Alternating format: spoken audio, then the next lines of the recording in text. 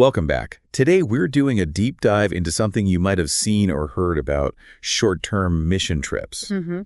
Those trips, often maybe a week, 2 weeks, where folks travel for Christian purposes. Right, like service projects, charity work, sometimes evangelism. But think about those groups. Maybe you've seen them with the matching T-shirts at the airport. Oh, yeah, heading off somewhere, or maybe even working on a project right here in the U.S. Exactly. It's a huge phenomenon, actually. It really is. We're talking millions of Americans every single year doing these trips, both domestically and internationally. So chances are, you've bumped into them or heard about plans at church, youth groups. Or maybe even seen mentions in the news. I mean, the New York Times, the Wall Street Journal, they've covered this stuff. Right. Highlighting some really big projects, too. Like, remember the Rick Warren initiatives in Rwanda? Yeah. It shows the scale and, well, the different ways people view these trips. Absolutely. So for this deep dive, we're looking beyond just single events. We've got this really fascinating study. It followed one specific church team. They call it Central Wheaton Church, and it's a pseudonym for 2 whole years. 2 years? Wow. Yeah. Tracked their whole process for a short-term mission to the Dominican Republic, working with an organization called Ayuda para Niños. And the researcher was actually embedded. Totally. Went through the prep, went on the trip, did interviews after, a really in-depth look. So our goal here really is to unpack the stories around these trips, the narrative. Exactly. How do people talk about them? How do they make sense of what happens? Not just as a one-off trip, but as part of their, faith and culture. And the study digs into this big question. How do these narratives, these stories we tell, actually shape the experience itself and what people remember later? Mm-hmm. It kind of hints that while these stories give meaning, maybe they also obscure things. Like what? Well, perhaps the complexities of poverty or inequality, maybe cultural differences, get smoothed over a bit by the narrative. Interesting. Okay, so where does the study start? Well, the researcher actually kicks off with a personal story, way back in 1986. A short-term mission trip to the California-Mexico border, Methodist youth group. And what stood out? The almost complete lack of preparation?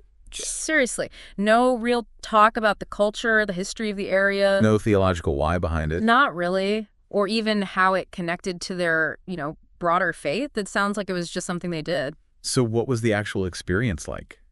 Kind of confusing, based on the description.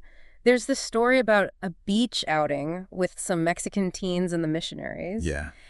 And the researcher just felt totally awkward, uses the word bumpkin, like completely disconnected, didn't know how to act, language barrier was a big thing. Okay, so a bit awkward, maybe not super impactful at the time. Right. But then, fast forward a year, college application time, and suddenly this trip gets framed very differently. There's a photo giving a piggyback ride to a kid in Tijuana. Right. And that becomes the basis for this powerful story about service, about personal growth. And the awkward, confusing parts. Sort of, faded out, downplayed, That's fascinating. And the study contrasts this with today. Exactly. The observation is that Christian college students now seem way more prepared, or at least way more fluent in talking about their STM trips as these huge, life-altering moments. So the focus shifts? Very much towards their own personal development, spiritual growth, emotional breakthroughs. You hear constantly about epiphanies, realizations about unity, gratitude, finding themselves, that kind of thing. And the study notes this language is pretty common. That's the striking part. It's almost a regularized language. Doesn't matter if the trip was to the Czech Republic or Mexico or Brazil or Kenya. They come back telling similar kinds of stories. Very similar stories focused on that personal transformation, which leads right back to that core question. Are the stories just reflecting what happened, or are the stories themselves kind of shaping the memory, molding the experience? Precisely. Are the narratives dictating the takeaways? So, okay, let's maybe step back. Why focus a whole study on STM? What makes it so significant? Well, first, just the definition is broad, right? Short travel, Christian purpose. That covers a lot. Like you said, service, aid. Could be my ministry in Rome, could be construction after the Haiti earthquake. It's a huge umbrella. And the numbers, as you mentioned, millions of people. Exactly. It's just a massive cultural force. So it needs scholarly attention. For people inside the STM world, maybe participating or organizing, Yeah. research like this offers what they call ethnographic distance, a chance to step back and look at something familiar with, maybe fresh eyes, analytically. And for outsiders. like anthropologists, sociologists. It's an introduction to a really influential part of contemporary religious life and culture. Makes sense. And the study highlights this tension, right, between diverse experiences and similar language. Totally. People have wildly different trips. Some are transformative, others are disappointing, some people come back critical, some full of love, some even disgusted. But the way they talk about it. Often falls into these surprisingly similar patterns, shared vocabulary, common ways of framing it all. Which brings us to this idea of a meta-narrative. Yeah, think of it like a big overarching story, a master plot almost. Okay. That helps people make sense of all this diversity, different trips, different motives, different outcomes. It organizes it. Like that Anthony F.C. Wallace idea about culture organizing diversity. Exactly like that.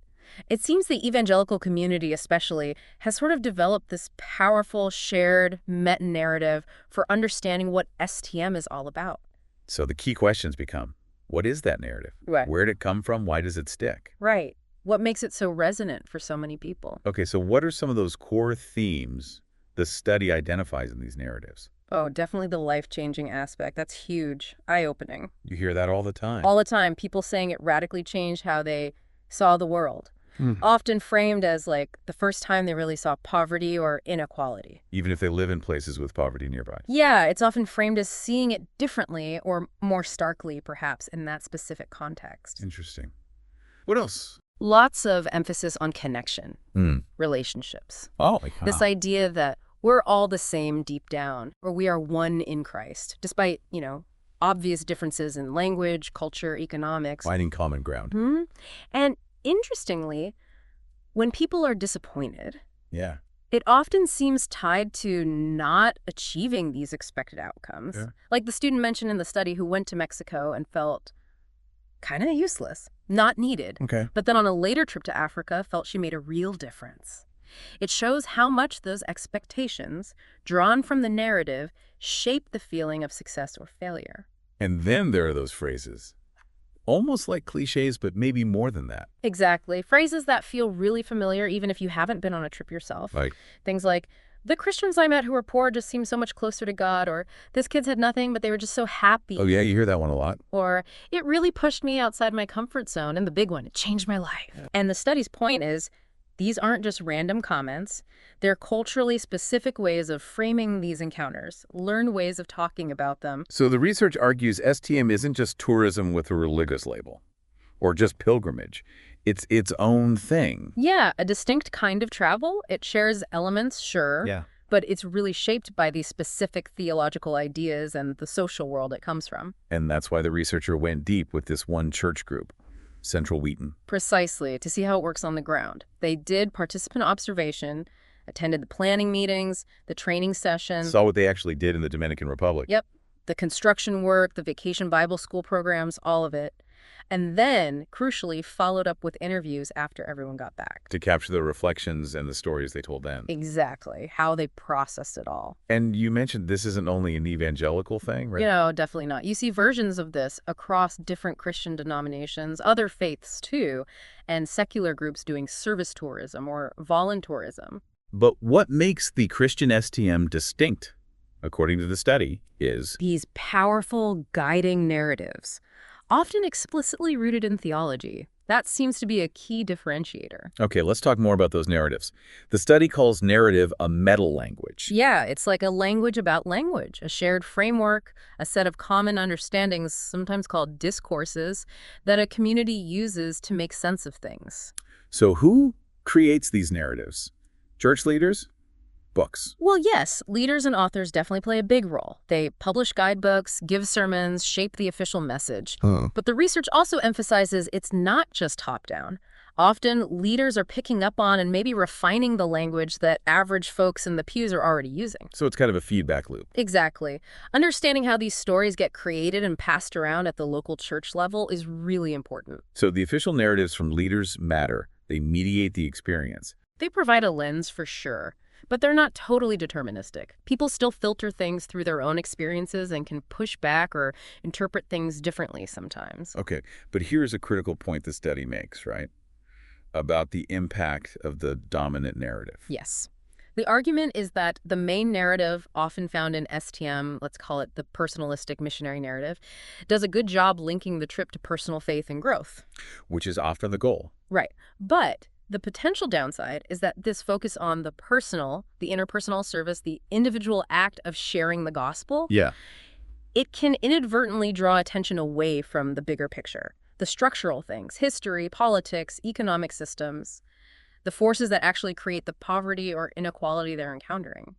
So by focusing on individual acts of help, the systemic problems become kind of fuzzy, less visible. That's the concern raised. It risks simplifying very complex situations down to just interpersonal interactions or spiritual needs, potentially missing the larger context. Is there an example of that? Well, the researcher observed another team, not the main study group, but another one in the Dominican Republic.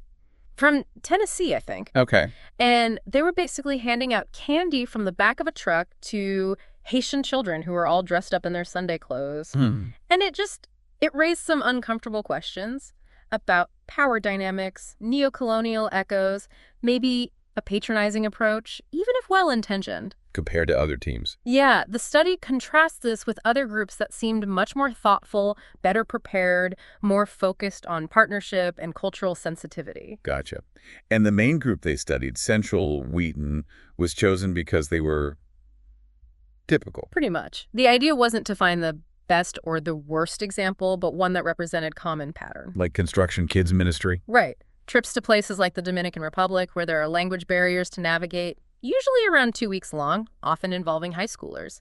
Pretty standard stuff in the STM world. Okay, so pulling this all together, the big takeaway is? I think the central insight is just how deeply these short-term mission trips are wrapped up in specific stories, specific narratives. And these narratives aren't just descriptions, they actively shape things. Exactly. They provide the meaning, the purpose, the framework for understanding what's going on. But, and this is the crucial part, they might also limit the perspective. Create blind spots, maybe? Could be.